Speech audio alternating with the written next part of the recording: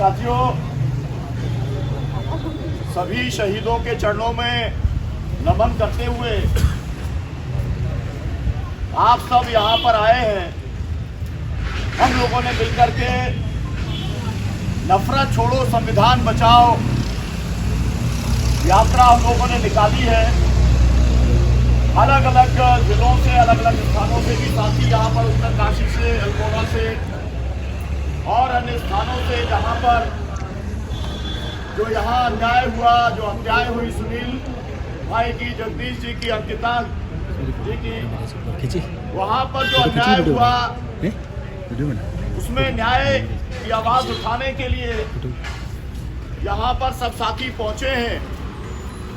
और मुझे इस बात की खुशी है और मैं मसूरी के अंदर जो हमारे सामाजिक कार्यकर्ता हैं और जो यहाँ पर पार्टी के साथी हैं, कांग्रेस पार्टी के, मैं उनको विशेष तौर पर धन्यवाद भी देना चाहता हूँ, क्योंकि मैं जितने साल से यहाँ पर आ रहा हूँ उत्तराखंड में, उतने साल से मैं पूरे मसूरी के अंदर यहाँ के सामाजिक कार्यकर्ताओं को और यहाँ के जो पॉलिटिकल एक्टिविस्ट हैं उन सबको, युवाओं का जो प्रयास होता है, जबर सिंह जी का जो प्रयास होता है, उस समय जब अधिवेशन हुआ था कांग्रेस का, उस समय अंग्रेजों भारत छोड़ो का नारा दिया गया था, क्विट इंडिया। वो नारा किसने बनाया था? वो नारा बनाया था यूसुफ मेहर अली ने, जिनके नाम से जबर सिंह जी सेंटर चलाते हैं कांडी खाल के अंदर। और ये वही यूसुफ मेहर अली थे जिन्होंने की साइमन गो बैक का नारा भी दिया था कांग्रेस को। वो थे सोशलिस्ट, समाजवादी थे, कांग्रेस सोशलिस्ट पार्टी के मेंबर थे और कांग्रेस के चिन्ह पर मुंबई के मेयर जीत करके आए थे। ये मैं आपको जिस तरीके का समन्वय इस देश के अंदर रहा है उससे आपको अवगत कराने की कोशिश कर रहा है। और वो जो आंदोलन चला, जैसा मैंने कल आपको कहा था, वो देश का, दुनिया का सबसे बड़े मास मूवमेंट के अंदर एक था। 50,000 लोगों की शहादत हुई, 1 लाख से ज्यादा लोग जेल के अंदर सजाए उनको अंग्रेजों ने देने का काम किया। लेकिन उस नारे ने और उस आंदोलन ने इतनी ऊर्जा पैदा की कि अंग्रेजों को ये देश छोड़ करके जाना पड़ा और 15 अगस्त 1947 को भारत आजाद हुआ। साथियों, ये लड़ाई 2.5 लाख शहीदों की कुर्बानी के बाद में सफल हुई। ये तारीख याद रखने की बात है आप।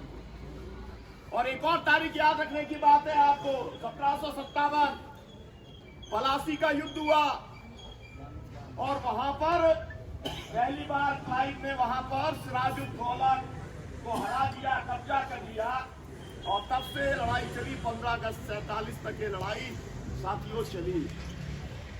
इतनी बड़ी लड़ाई के अंदर पूरे समाज ने, समाज के अलग अलग तबकों ने मिलकर के लड़ने का काम किया। और जब आजादी मिली तो गांधी जी लाल किले पर नहीं, डॉक्टर राम मनोहर लोहिया लाल किले पर नहीं थे। क्यों नहीं थे? क्योंकि विभाजन हुआ, दोनों लोग विभाजन के खिलाफ थे। देश विभाजन नहीं चाहता था, लेकिन अंग्रेजों ने फूट डालो शासन करो की नीति अपनाने का काम किया और कट्टरवादी ताकतों ने इस देश का विभाजन करने का काम किया। एक तरफ उसने हिंदू महासभा की, दूसरी तरफ मुस्लिम लीग की।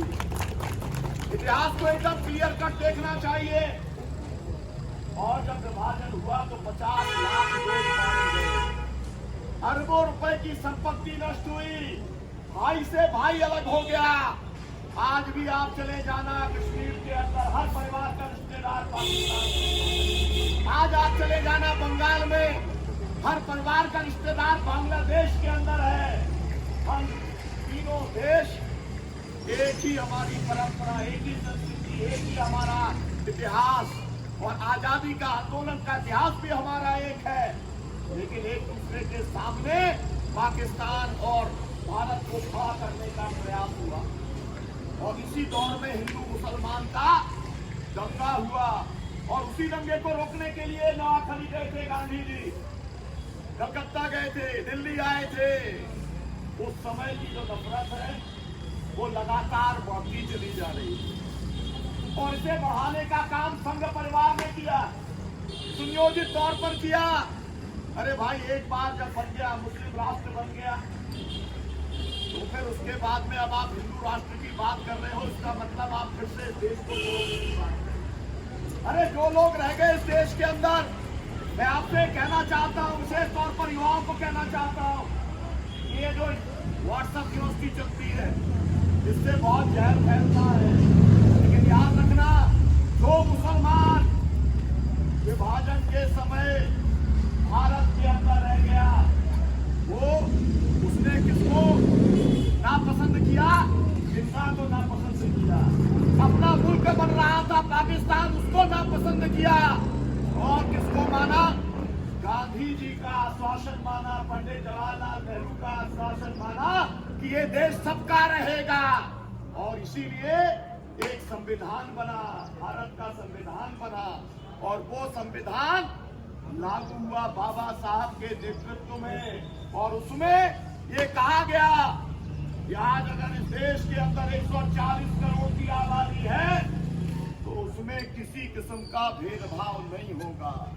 हिंदू मुसलमान के आधार पर नहीं होगा, दलित और ब्राह्मण के आधार पर नहीं होगा, और दक्षिण और उत्तर के आधार पर नहीं होगा, और भाषा के आधार पर नहीं होगा, लिंग के आधार पर नहीं होगा। लेकिन आज भी भेदभाव चल रहा है, नफरत जारी है, और नफरत को बढ़ाने के लिए नए नए रास्ते निकालने का काम किया जाता है, ताकि आप मुसलमान को इंसान मानना बंद कर दो। एक के बाद एक नए नए मुद्दे लेकर के आते हैं। कभी लव जिहाद लेकर के आएंगे, कभी गृह वापसी लेकर के आने का काम करेंगे, कभी जनसंख्या की गिनती का काम करेंगे, आबादी वो बढ़ा जाएंगे और उससे मेजॉरिटी हो जाएगी, तमाम सारे सवाल, कभी गौकशी का सवाल लेके आएंगे। कुल मिलाकर के नफरत फैलाने वाले जो सौदागर हैं, वो आज दिल्ली के अंदर बैठे हुए शासन कर रहे हैं। हम ये जो यात्रा निकाल रहे हैं, उनको हम चुनौती देने के लिए, और हम उनसे ये कहने के लिए कि इस देश के अंदर नफरत नहीं चलेगी। ये देश गंगा जमनी तहजीब के साथ में रहा है और आगे भी ये ऐसे ही रहेगा। और इसके अंदर वो जो बांटने वाले लोग हैं, हम उनको हटाने का काम करेंगे। ये संकल्प इस नफरत छोड़ो और संविधान बचाओ यात्रा का है। इसी संकल्प के साथ में यात्रा कन्याकुमारी से कश्मीर चल रही है। राहुल गांधी जी के नेतृत्व के अंदर वो यात्रा चल रही है। हम लोग जिलों के अंदर 75 किलोमीटर की यात्रा कर रहे हैं।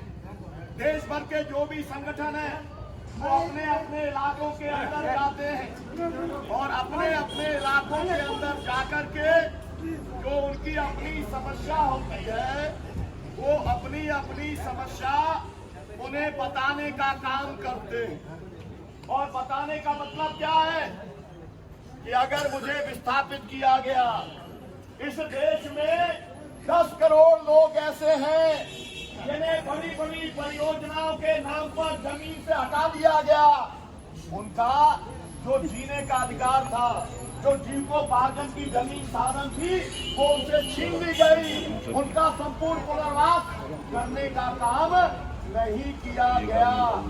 अलग अलग जगह पर अलग अलग सवाल है। सब लोग जाते हैं, राहुल जी से मिलते हैं और उनसे कहते हैं कि भाई आप भी इस सवाल को उठाओ, और इस सवाल को आप अगर उठाओगे तो हम उम्मीद करते हैं कि ये सवाल हल होंगे। और इसीलिए हमारी ये यात्रा भी चल रही है, वो यात्रा भी चल रही है। कई जगह पर ये यात्राएं जाकर के मिल रही है। उस मुख्य यात्रा के अंदर कुल मिलाकर के देश में संविधान का राज होना चाहिए। मैं अपनी बात केवल ये कहकर के, संविधान का राज मतलब लोकतंत्र, संविधान का राज मतलब समता, समाजवाद, और संविधान का राज मतलब धर्मनिरपेक्षता, और संविधान के राज का मतलब बंधुत्व और भाईचारा, और हर आदमी को अपने विश्वास के अनुरूप में रहने का अधिकार। और ये सब आज खतरे में है। जितनी लोकतांत्रिक संस्थाएं हैं उन सभी संस्थाओं के ऊपर कब्जा कर लिया है नफरत फैलाने वाले लोगों ने। और अब ये जो संस्थाएं आपने देखा है, आपने सीबीआई को देखा। सीबीआई को क्या काम करना चाहिए? सीबीआई को ये सुनील की हत्या है, जगदीश की हत्या है, अंकिता की हत्या है, अगर यहाँ की पुलिस पता नहीं लगा पाती है तो सीबीआई को वो केस लेना चाहिए। लेकिन वो केस वो नहीं ले रही है, वो विपक्ष के नेताओं को तलाश रही है, वो विपक्ष के मुख्यमंत्रियों को तलाश रही है। चाहे वो सीबीआई हो, चाहे वो आईडी हो, चाहे वो ईडी हो, जो सरकार की एजेंसियां हैं वो पार्टी की एजेंसियां बनकर के काम कर रही हैं। मेरा कहना आपसे ये है कि लोकतंत्र को अगर बचाना है तो फिर आपको अपने अधिकार की रक्षा के लिए आगे आना पड़ेगा।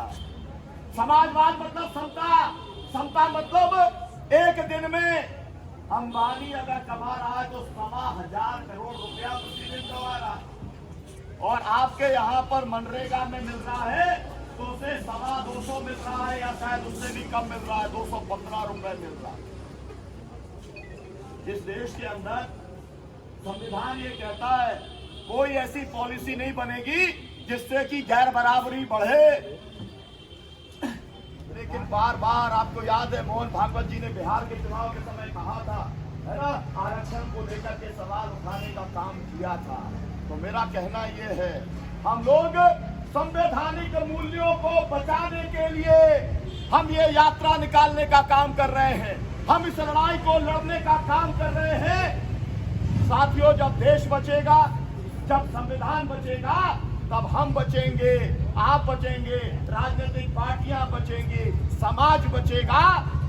और इसीलिए हमें ये संकल्प आज लेना चाहिए। केवल ये नारा लगाइए, मैं कहूंगा नफरत छोड़ो, आप कहेंगे संविधान बचाओ, मैं अपनी बात यहीं पर समाप्त करूंगा। नफरत छोड़ो, संविधान बचाओ, संविधान बचाओ, नफरत छोड़ो, नफरत छोड़ो, संविधान बचाओ, संविधान बचाओ, नफरत छोड़ो, और एक नफरत छोड़ो भारत जोड़ो, नफरत छोड़ो भारत जोड़ो, नफरत छोड़ो भारत जोड़ो। बहुत बहुत शुक्रिया, बहुत बहुत